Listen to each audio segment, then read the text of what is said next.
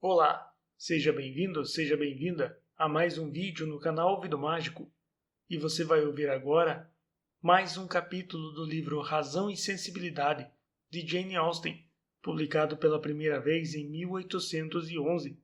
Não esqueça de se inscrever no canal e deixar o like nesse vídeo. Boa história!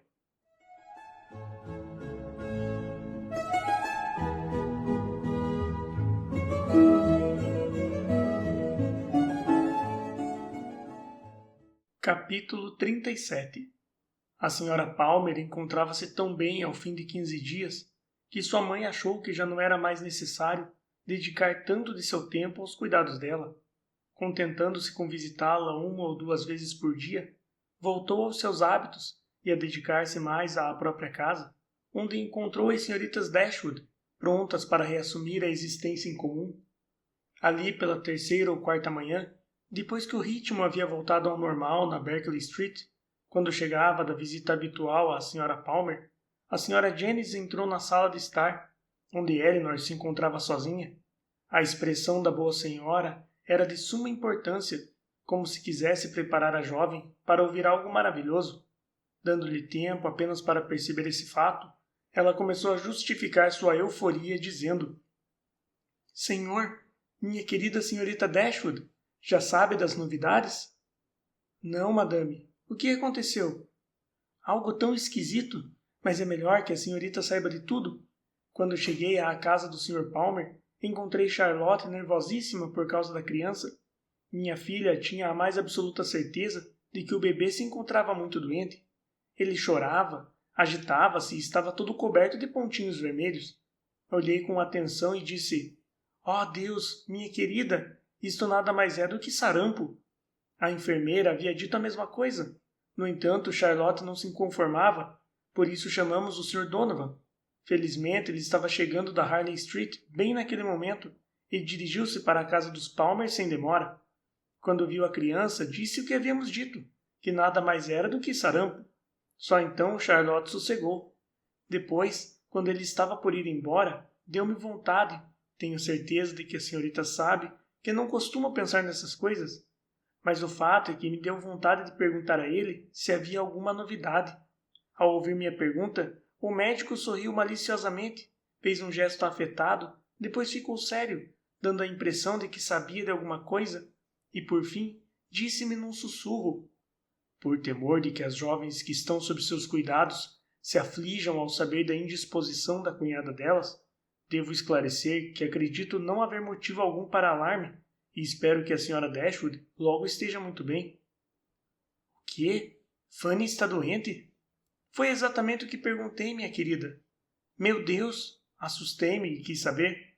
A Sra. Dashwood está doente? Então ele contou-me tudo e, de um jeito ou de outro, pelo que pude entender, parece ser isto. O Sr. Edward Ferrars, o jovem cavalheiro que eu mencionava para brincar com a senhorita Elinor, mas agora que tudo veio à luz, sinto-me espantosamente feliz. Feliz por não haver nenhum fundo de verdade em minhas brincadeiras. Bem, o Sr. Edward Ferrars parece estar noivo há 1 ano de minha prima Lucy.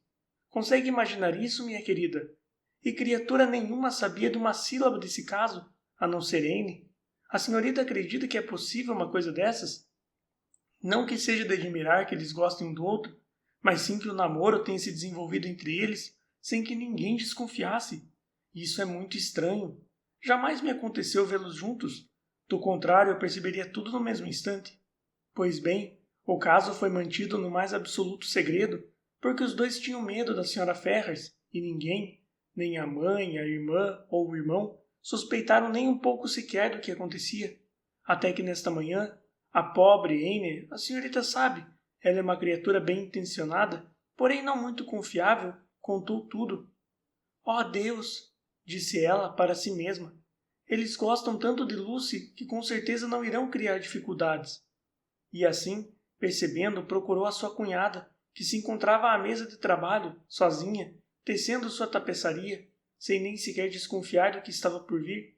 A senhora Fanny acabara de dizer ao marido, apenas 5 minutos antes, que a senhora mãe dela estava pensando em deitar o casamento entre o Sr. Edward e a filha do Lord. Oh, acho que esqueci que Lord é. Então a senhorita pode imaginar o golpe que essa notícia foi para a vaidade e o orgulho dela. Entrou imediatamente numa violenta crise histérica e soltava tais gritos que eles chegaram aos ouvidos do irmão da senhorita, que se encontrava sentado à escrivaninha, no estúdio lá embaixo, escrevendo uma carta para o administrador da sua propriedade. O cavalheiro voou lá para cima e deparou com uma cena horrível, pois Lucy chegara um instante antes dele, sem nem sequer sonhar com o que estava vendo. Pobre alma, sinto muita pena dela, e devo dizer, acho que a trataram muito cruelmente, pois a sua cunhada atacou-a com tanta fúria que Lucy não demorou a perder os sentidos. Anne, caída de joelhos, chorava amargamente e seu irmão andava de um lado para o outro, sem saber o que fazer. A senhora Dashwood determinou que as jovens não deviam ficar nem mais um minuto em sua casa, e o marido foi obrigado a se pôr de joelhos, também, para persuadi-la a pelo menos permitir que as irmãs Steele arrumassem a bagagem. Então a senhora Fanny Dashwood teve outra crise histérica, e o marido ficou tão assustado que mandou chamar o Sr. Donovan, que, ao chegar, encontrou a casa de pernas para o ar. A carruagem já se encontrava à porta, pronta para levar minhas pobres primas embora, e as pobrezinhas estavam por sair quando o médico chegou. A pobre Lucy se encontrava em tal condição, contou-me ele, que mal podia andar, e Anne estava muito, muito mal. Confesso que eu não teria paciência com a sua cunhada e desejo de todo o meu coração que eles se casem apesar dela. Meu Deus, que choque o Sr. Edward vai ter quando lhe contarem o que houve. Saber que sua amada foi tratada de maneira tão humilhante. Dizem que ele está espantosamente apaixonado por ela. Não me admira se o jovem cavalheiro estiver mesmo muito apaixonado. E o Sr. Donovan pensa a mesma coisa. O médico e eu ficamos um bom tempo falando sobre o caso, e o melhor de tudo é que ele deverá voltar a Harley Street. Claro que terão de chamá-lo quando contarem o acontecido para a Sra. Ferrars, pois ela foi chamada assim que minhas primas deixaram a casa, e é certo que também vai ficar histérica. Que fique muito, no que me diz respeito. Não tenho pena de nenhuma das duas. Não entendo essas pessoas que fazem qualquer coisa para conseguir dinheiro e importância. Não existe motivo neste mundo pelo qual o Sr. Edward e Lucy não possam se casar. Tenho certeza de que a Sra. Ferrars está em condições de ajudar bastante o filho, e apesar de Lucy não ter nada de seu, ela sabe melhor do que ninguém como transformar o mínimo em máximo. Arrisco-me até a afirmar que se o Sr. Ferrars receber apenas 500 libras por ano, ela irá fazer uma figura excelente, que nenhuma outra pessoa faria com 800. Oh, Deus! Seria confortável se eles fossem morar em um chalé como o da senhorita, talvez um pouquinho maior, com 2 criadas e 2 criados. Eu acredito que posso ajudá-los, arranjando-lhes uma criada. A irmã da minha Betty está procurando emprego e iria servir perfeitamente. Só então a senhora Jennings se calou. A esta altura, Elinor havia tido tempo suficiente para organizar os pensamentos e estava pronta para dar uma resposta, para fazer alguns dos comentários que esse acontecimento provocaria em qualquer pessoa. Ficou feliz por verificar que a senhora Jennings não suspeitava de que ela tivesse algum interesse nos fatos e que, como tantas vezes desejara que acontecesse, parara de imaginar que havia qualquer ligação entre ela e Edward. Ficou feliz também por Marianne estar ausente. Assim podia sentir-se apta a conversar com a boa senhora sobre o acontecido com desembaraço e, pelo menos assim esperava, dar uma opinião imparcial sobre a conduta de todos que participavam dele. Mal podia determinar qual era de fato sua reação diante do que acontecera. Tentava arduamente livrar-se do pensamento de que, afinal, era possível que tudo terminasse de outro modo, que não houvesse o casamento de Edward com Lucy. Estava ansiosa por saber o que a Sra. Ferrars iria dizer e fazer, apesar de ser fácil calcular sua reação devido à natureza dela. Sentia-se mais ansiosa ainda por saber como Edward iria se comportar. Por ele, sim, tinha muita compaixão. Por Lucy, a compaixão era pouca, e foi procurando arduamente que encontrou esse pouco. Já dos demais participantes, não sentia pena alguma. Como a Sra. Jennings não conseguia falar de outra coisa, Elinor viu a necessidade de preparar Marianne para o que iria saber. Não podia perder tempo e decepcioná-la. Tinha de colocá-la a par de toda a verdade, evitando assim que viesse a sabê-la pelos outros e ficasse magoada por causa da irmã ou demonstrasse ressentimento por Edward. A missão de Elinor era muito dolorosa Iria privar Marianne do que acreditava estar sendo o único consolo dela. Iria contar-lhe coisas sobre Edward que poderiam fazer com que perdesse a boa opinião que a irmã tinha a respeito dele, e corria o risco de fazer com que tivesse de novo uma profunda decepção por causa da semelhança entre os dois casos. Semelhança essa que a imaginação dela poderia reforçar. Todavia, por mais ingrata que a missão pudesse ser, era preciso cumpri-la, e Elinor tinha pressa em fazê-lo. Achava-se longe de querer dar importância aos próprios sentimentos, ou apresentar-se como uma sacrificada sofredora, comportar-se de maneira tranquila, como sempre fizera graças ao domínio sobre si mesma, que praticara desde que ficara sabendo do noivado de Edward, poderia dar a Marianne uma ideia de como deveria agir também. Seu relato foi claro e simples. Se bem que ela falasse com certo sentimento, não dava o menor sinal de emoções violentas, de dor insuportável. Essa parte ficou mais por conta de Marianne, que a ouviu horrorizada e chorou demais. Elinor era o conforto dos outros, mesmo em sua própria tristeza, que não era menor do que as deles, e era capaz de dar todo o consolo que poderia ser dado pela segurança de sua própria força interior. Logo ficou bem claro de que se encontrava determinada a não atribuir culpa alguma a Edward, a não ser imprudência. Por alguns minutos, Marianne não deu a ele nenhuma desculpa.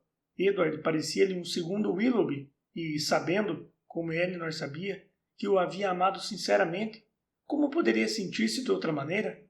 Quanto a Lucy Steele, Marianne considerava-a completamente inamistosa, tão absolutamente incapaz de atrair um homem sensível que no começo não conseguia acreditar, em seguida não conseguia perdoar e nem admitir que Edward pudesse ter alguma afeição por ela.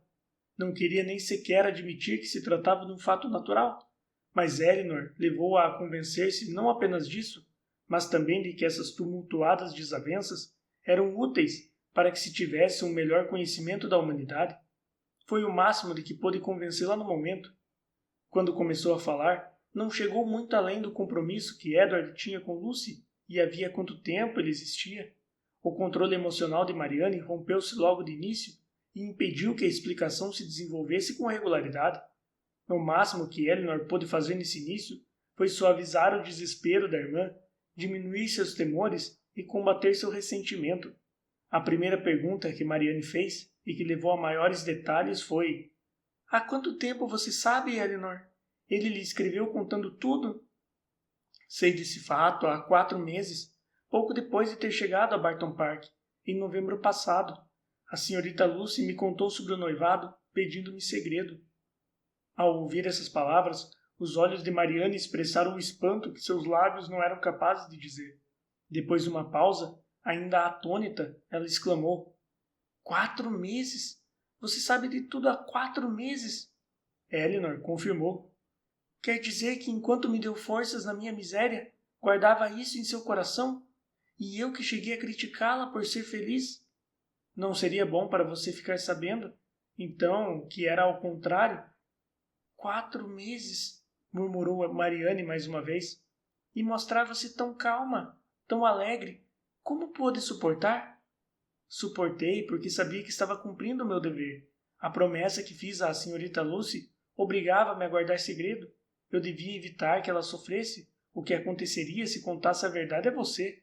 Além disso, eu tinha para com minha família e meus amigos a obrigação de não fazê-los ficar aflitos por mim, uma vez que não estava em minhas mãos o poder de livrá-los dessa aflição." Marianne parecia muito abalada. "Várias vezes tive ímpetos de falar, o que decepcionaria você e mamãe", acrescentou Elinor. "1 ou 2 vezes fiquei tentada, quase além das minhas forças, mas se faltasse com minha palavra, perderia o respeito de vocês." "4 meses, e você ainda o amava?" "Sim, mas não amava apenas a ele, e como a paz dos outros é importante para mim, fiquei contente porque os poupava de saberem como me sentia. Agora, posso pensar e falar nisso com menos emoção. Fazendo-o agora, não a levo a sofrer por mim, porque posso afirmar-lhe que não sofro mais materialmente. Houve várias coisas que me apoiaram. Tenho consciência de que não provoquei decepção alguma por imprudência cometida por mim, e suportei a situação como pude, sem deixar que transpirasse para os outros. Desculpo Edward por ter agido errado. Desejo que ele seja muito feliz e tenho certeza de que fará o seu dever. Mesmo que isso agora lhe cause algum desgosto, no fim ele ficará bem. Lucy é uma moça que age com a razão, e esta é uma base sobre a qual podem se construir coisas boas. E, acima de tudo, Mariane, acima de tudo é emocionante saber de um afeto tão constante, tão duradouro. Quanto ao que se costuma dizer que a felicidade de alguém depende inteiramente de uma só pessoa, não é bem assim. Não é conveniente. Não é possível que seja assim. Edward vai casar-se com Lucy. Vai casar-se com uma mulher superior à média de suas companheiras de sexo em aparência e em modo de pensar. O tempo e o hábito irão ensiná-la a esquecer que um dia pensou ter encontrado uma mulher superior a ela. Se é assim que você vê as coisas, disse Mariane, se a perda de algo tão valioso pode ser substituída por outra coisa, sua resolução e seu autocontrole são, talvez, dignos de serem melhor considerados. Quanto a mim, acham-se além da minha compreensão. Eu a compreendo. Você acha que eu não senti muito? Durante 4 meses, Mariane, tudo isso ficou martelando em minha cabeça, sem que eu tivesse a liberdade de conversar a respeito com nem sequer uma pessoa. O pior é que nem mesmo podia prepará-las para o desfecho, sabendo que iria tornar você e mamãe muito infelizes se lhes dissesse o que acontecia. Foi-me contado que um compromisso anterior destruía todas as minhas perspectivas. Aliás, foi uma maneira da própria pessoa interessada forçar-me a me retirar. Pelo que pude perceber, tudo me foi dito com uma sensação de triunfo. Tive de me opor às suspeitas dessa pessoa, aparentando indiferença por algo em que estava profundamente interessada. E não foi apenas uma vez. Tive de ouvir várias vezes as esperanças e as alegrias dela. Fiquei sabendo que me achava separada de Edward para sempre, sem tomar conhecimento de pelo menos um detalhe que me fizesse chegar à conclusão de que deveria cortar relações com ele. Nada demonstrava que Edward não era digno, nada indicava que ele era indiferente a mim. Eu teria de lutar contra a indelicadeza da irmã e contra a insolência da mãe dele. Teria de sofrer um castigo pela afeição que dedico a ele, sem, no entanto, poder aproveitar as vantagens. E tudo isso aconteceu num momento em que, como você sabe muito bem, eu não era a única a ser infeliz. Se você me considera capaz de sentir, com certeza pode imaginar o que sofri. A atitude de elegante compostura que mantenho enquanto falo nesses acontecimentos e o consolo que não procurei, porque não podia fazê-lo, são resultados de esforços contínuos e dolorosos. Essas coisas não surgiram por si mesmas, não apareceram logo no começo para me dar forças e apoio. Não, Mariane. Naquele momento, se eu não me visse obrigada a um silêncio absoluto, talvez nada teria conseguido me impedir, nem mesmo o carinho que tenho por meus melhores amigos, de mostrar a todos quanto eu estava sendo infeliz. Mariane achava-se quase persuadida. Oh, Eleanor, exclamou, você fez com que eu me odeie para sempre. Como fui malvada com você. Logo com você, que foi meu único consolo, que me deu forças para suportar tanta miséria, que pareceu estar sofrendo apenas por mim. E este foi o meu agradecimento. Este é o único modo que tenho para recompensá-la. Você tem o direito de chorar no meu ombro, pois foi o que tentei fazer para sempre. Os mais ternos afagos seguiram-se a esta confissão. No estado emocional em que Mariane se encontrava, Eleanor não teve dificuldade para conseguir da irmã todas as promessas que queria. A seu pedido, Mariane prometeu que jamais falaria do caso com alguém, demonstrando a mínima amargura, que se encontraria com Lucy sem dar a menor demonstração de não gostar dela, que quando visse Edward, caso o destino fizesse seus caminhos cruzarem de novo, iria tratá-lo sem nenhuma diminuição da costumeira cordialidade. Estas eram grandes concessões, mas quando Mariane acreditava ter magoado alguém, não se recusava a fazer nada que pudesse reparar seu erro. E ela cumpriu a promessa de ser discreta com uma naturalidade digna de admiração. Ouviu tudo que a Sra. Jennings tinha a dizer sobre o caso, sem que sua expressão se alterasse nenhuma vez, sem discordar dela em nada, e apenas disse 3 vezes, sim, madame. Escutou os louvores da boa senhora, a favor de Lucy, apenas mudando de uma cadeira para outra, e quando a Sra. Jennings falou da simpatia de Edward, o silêncio custou-lhe apenas um espasmo na garganta. Tais demonstrações de heroísmo, por parte da irmã, fizeram Eleanor vê-la igual a si mesma. A manhã seguinte trouxe uma prova maior ainda, através da visita do irmão delas, que chegou com o ar mais grave do mundo, a fim de falar sobre o terrível acontecimento e trazer notícias da esposa.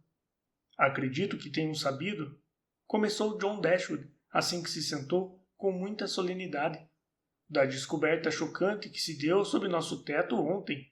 As irmãs assentiram com a cabeça. Falar naquele momento era-lhes muito difícil. A cunhada de vocês, prosseguiu ele, está sofrendo terrivelmente. A senhora Ferrars também.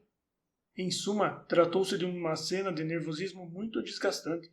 Mas espero que a tempestade haja passado sem que tenha arrasado nenhum de nós. Pobre Fanny, ontem ela ficou histérica. No entanto, não quero alarmá-las demais. Donovan garantiu que não há nenhum mal físico a temer. A constituição de minha esposa é muito forte, e sua determinação é mais forte ainda. Conseguiu suportar tudo com a abnegação de um anjo. Afirma que jamais irá pensar bem de mais ninguém daqui por diante, e não é de admirar, pelo muito que se decepcionou. Encontrar tanta ingratidão onde apenas havia sido demonstrada tanta doçura, em que havia depositado tanta confiança, foi apenas pela profunda benevolência de seu coração que convidou aquelas moças a se hospedarem em nossa casa, simplesmente por achar que elas mereciam alguma atenção por serem jovens inofensivas e bem-educadas, que seriam agradáveis companheiras. Se assim não fosse, queríamos muito convidar você e Mariane para irem ficar conosco, enquanto a querida amiga de vocês precisasse cuidar da filha. Veja como fomos recompensados. Eu preferiria de todo o coração, diz a minha pobre Fanny com aquele seu jeito meigo, ter convidado suas irmãs em vez delas. Nesse momento, o Sr. Dashwood calou-se para receber os agradecimentos que foram feitos e então continuou. É impossível descrever o que a pobre Sra. Ferrars sofreu quando Fanny lhe disse o que lhe havia acontecido. Como essa mãe exemplar poderia supor que o filho estava noivo de outra pessoa, enquanto ela, com a mais profunda afeição, planejava um casamento muito melhor para ele? Jamais uma suspeita como essa passaria pela cabeça dessa senhora. E se por acaso viesse a ter alguma desconfiança, jamais imaginaria que seria daquele lado.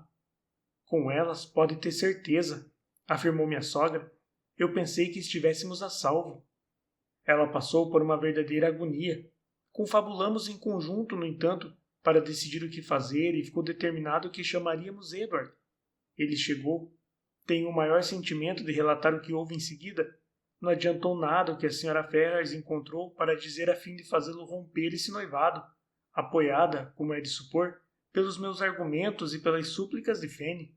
Dever e afeto foram desprezados. Nunca imaginei que Edward fosse tão teimoso, tão sem sentimentos. A mãe explicou-lhe suas generosas intenções se ele se casasse com Lady Morton. Disse-lhe que, quando casados, se instalarão na propriedade de Norfolk, que, livre de impostos territoriais, rende bem umas 1000 libras por ano. Quando o caso tornou-se desesperado, ofereceu-lhe uma pensão de 1200 libras. Em oposição a tanta generosidade, caso ele persistir naquele relacionamento inferior, a penúria irá esperar pelo casal. Suas próprias 2000 libras é tudo que ele terá.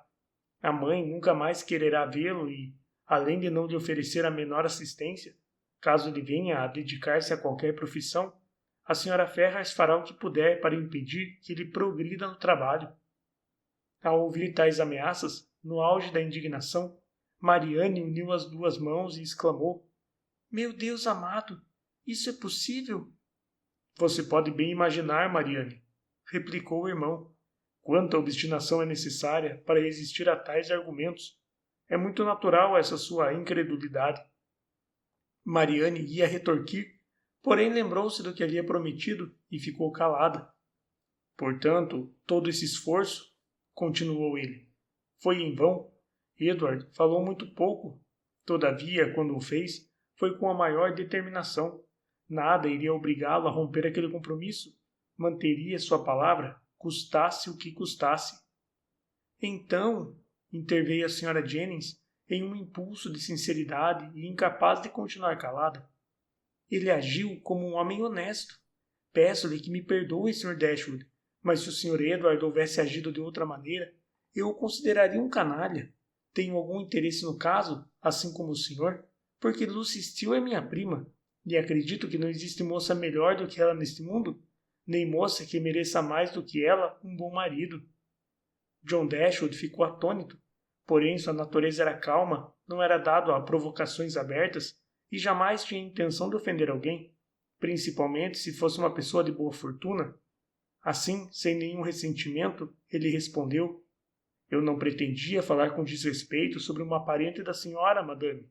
A senhorita Lucy Steele é, atrevo-me a dizer, uma jovem dama cheia de méritos, mas no presente caso, a senhora compreende, é impossível o casamento deles, e ter assumido um compromisso secreto com um jovem cavalheiro que se achava sob os cuidados de seu tio, com o filho de uma senhora que é dona de uma fortuna considerável, como a senhora Ferrars, talvez seja uma atitude um pouquinho extraordinária. Em resumo, não estou querendo emitir julgamentos a respeito das atitudes de nenhuma pessoa da sua estima, senhora Jennings. Todos nós desejamos que ela seja muito feliz, e a conduta da senhora Ferrars, diante desse impasse, em tais circunstâncias, foi a que toda boa e conscienciosa mãe deve adotar. Ela foi digna e liberal. Edward traçou seu próprio destino, e temo que não seja o melhor. Marianne suspirou, procurando acalmar a apreensão, e o coração de Elinor apertou-se por Edward, que enfrentara as ameaças da mãe por uma mulher que não podia recompensá-lo. Bem, senhor, assentiu a senhora Jennings. E como tudo terminou? Sinto ter de dizer, madame, que terminou numa infeliz separação. Edward desapareceu para sempre da vista de sua mãe. Deixou a casa ontem, mas para onde ele foi? Se é que ainda se encontra na cidade, eu não sei. Claro, nós não faremos perguntas. Pobre rapaz, o que irá acontecer com ele? Certamente, madame. Esta é uma consideração bastante melancólica sobre alguém nascido com a perspectiva de uma vida na riqueza. Sinto-me incapaz de imaginar situação mais deplorável. Juros de 2.000 libras. Como um homem pode viver com isso?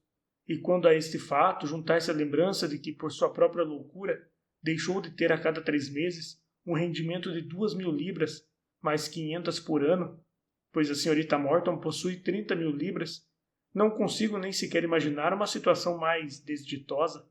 Todos nós devemos sentir por ele, principalmente porque está além de nossas forças ajudá-lo. Pobre rapaz, repetiu a senhora Jennings. Tenho certeza de que eu lhe daria cama e comida na minha casa, de todo o coração. Vou dizer-lhe isto assim que me encontrar com ele. Não é justo que tenha de viver por conta própria, daqui por diante, em casas alugadas ou em estalagens.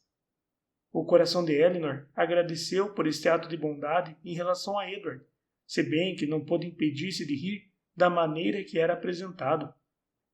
Se ele houvesse agido bem consigo mesmo, ponderou John Dashwood, todos os seus amigos estariam dispostos a estender-lhe a mão. Ele agora estaria em boa situação e não teria falta de nada. Mas com o rumo que os acontecimentos tomaram, ajudá-lo está fora da possibilidade de qualquer um de nós. E há mais uma coisa preparando-se contra ele, o que vai ser o pior de tudo. A senhora Ferrars decidiu, com toda razão e clareza de espírito, passar aquela propriedade imediatamente para o nome de Robert, quando em condições normais deveria pertencer a Edward.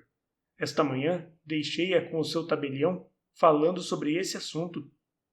Muito bem, revoltou-se a senhora Jennings. É a vingança dela. Cada qual age a seu modo. Mas acredito que o meu modo não seria fazer apenas um filho independente, porque o outro me contrariou. Marianne ergueu-se e começou a andar de um lado para o outro da sala. Pode algo ser tortura maior para a alma de um homem?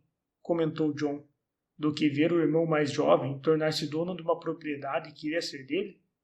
Pobre Edward, sinto muito por ele, sinceramente.